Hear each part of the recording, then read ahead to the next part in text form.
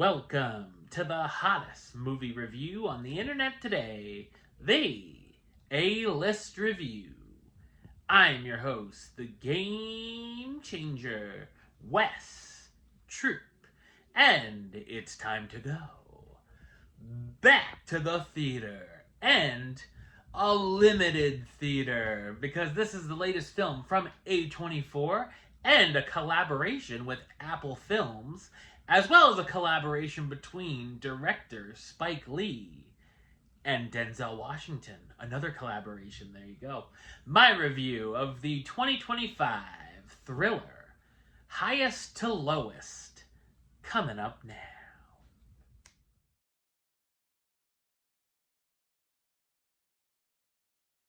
When a Titan music mogul is targeted with a ransom plot, he is jammed up in a life or death moral dilemma. So what did I think of Highest to Lowest? I thought it's a highly entertaining and energetic crime thriller. The film is an English-language interpretation of the 1963 Japanese movie High and Low, directed by Akira Kurosawa, which I highly recommend. The film is loosely based on the novel King's Ransom. Highest to Lowest is directed by Spike Lee, who's also known for directing films such as She's Gotta Have It, Do the Right Thing, Malcolm X, He Got Game, Inside Man, and Black Klansman. This is also the fifth collaboration with Lee and star Denzel Washington. While it's a remake, Lee takes the idea and basic plot of the original and makes it his own with a distinct personality. The first half follows the familiar story beats, while the second definitely follows some different paths with some unique twists. The New York setting is fantastic and made me feel like I had just visited the city after getting out of the theater. There's a number of exciting action sequences with some nice tension set on the subway train, paralleling the train scene in High and Low, but this train is full of Yankees fans. I'll do the film a favor and I won't dock it a point or two on the score just for that. While a Puerto Rican Day parade and celebration is going on in the background, the messages of class, structure, moral obligation, and integrity and success carry over from the original material. And we also see the ideas discussing quality over quantity in art and social media, the use of AI in the music industry, and the value of human connection. The story follows David King, the successful record producer who claims to have the best ears in the business. He's in the middle of making a big business decision to regain control of the record label he founded.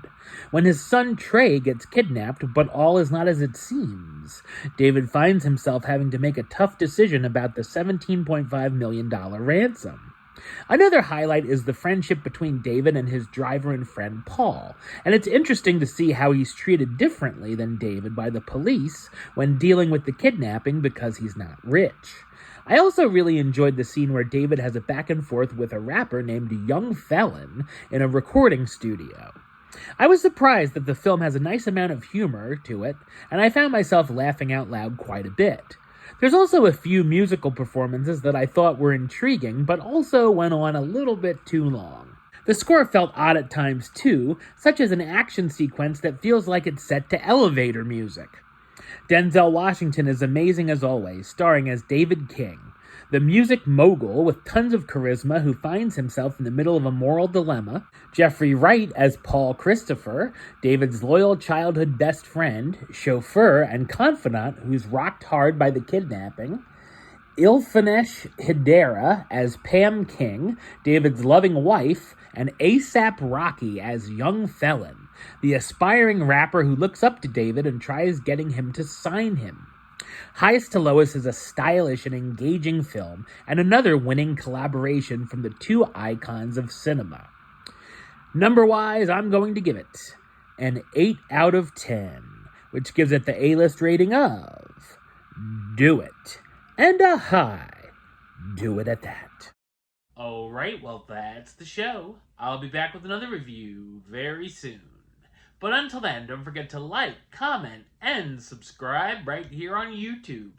YouTube.com/Westside515. Like the show on Facebook, Facebook.com/WestTroopAlist. And of course, you can follow me on the Instagram and Letterboxd @WesAlist. Until next time, Troop Out.